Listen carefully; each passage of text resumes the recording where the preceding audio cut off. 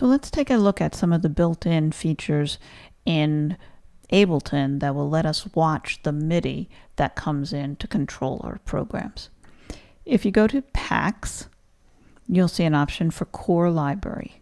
Expand that and come down to Devices, expand that, and come down to Max MIDI Effects. These are tools written in Max, and we're interested in the one called MIDI Monitor. So let's drop that onto a track. Okay, so now we have a device that was written in Max. We can open up and look at it. Feel free to do that, but it's just horribly complex and I don't want to scare you, so do that on your own time.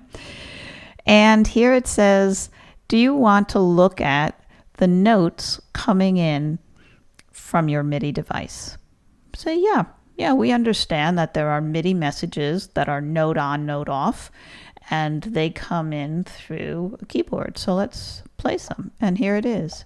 So when I hold down a key, it tells me that the note's name was B2, and I hit it with a velocity of 95. So if I try and be really light, you see these tiny little, so these keys are velocity sensitive. They're just not terrific in terms of some of the other keyboards I've used.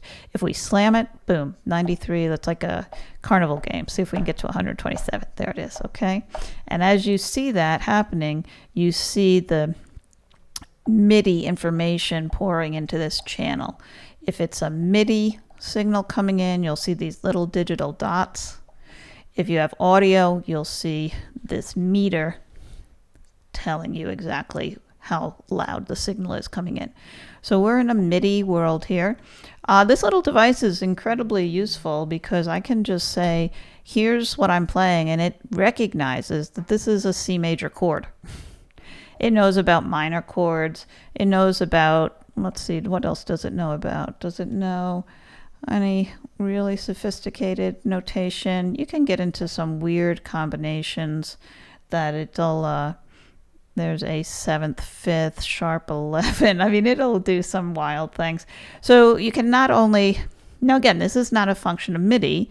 This is the program that's written in Max underneath this, taking the MIDI note information and understanding what chord is being played. So that's really handy, right? This is a way we can see the velocity information coming across. We can actually even see the chord that's being played. Let's flip into flow mode. And here, it's easier to see what we were talking about earlier. It's telling us exactly the timestamp and the type of message being sent. This is a note on message. It's coming across on channel 1. Remember, those two pieces of information are in the first byte. And then the next byte tells us which note and how loudly. And the note velocity 0 is a note off message in MIDI. So MIDI's weird. It sends note on, silent to turn something off. So as I hit each key, we are seeing the information that's literally the exact bits and bytes being sent in. What if I do pitch bend? Oh, there's a different control message, right? This is not a note on or off. This is a pitch bend message.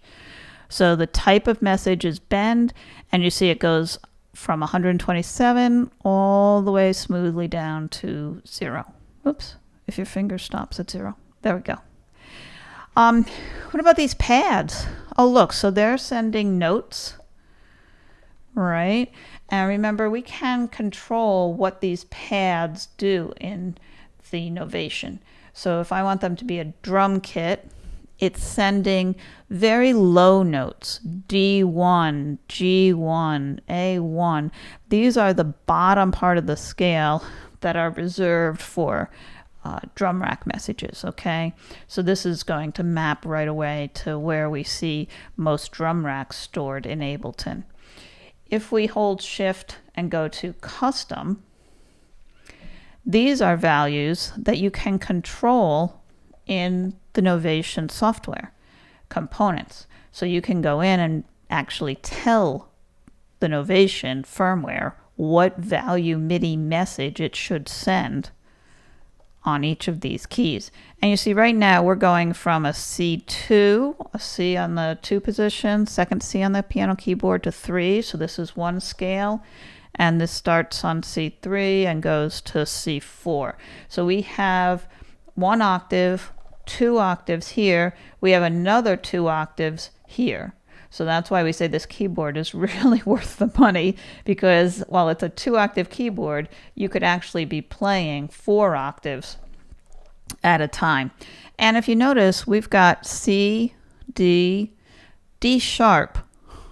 That's a black key. What's that doing up here? F2, G2, G sharp. We preloaded this with a scale, the F scale, that's different than the C scale. So you can actually customize these guys to any scale you like, to any values you want. What about those CCs? Those are interesting, huh? Well, let's clear out what we're looking at and try these pots. Ah, there we go. They're sending control messages. And if you go, these are pots. It's short from the old term potentiometer, which is a way of dialing in a certain resistance. And they now mean a knob that goes from a stopping point to another stopping point. If you have an encoder, they spin endlessly, right? But these go from standard values of 0 to 127. We know why, because that's 111, 1111 in binary. Right. So this guy is sending a control message on value 21. Oh, here's 22. This is sending a 23. This is sending a 24. So that means whatever software it's talking to, that hardware piece of device or that piece of software will say, I call this knob 23. And whatever that is, you can control it with this piece of your hardware. If you say, oh, I need to control the knob called 48, you just go into the Novation software and you make this equal 48. Okay? So you can map these very easily.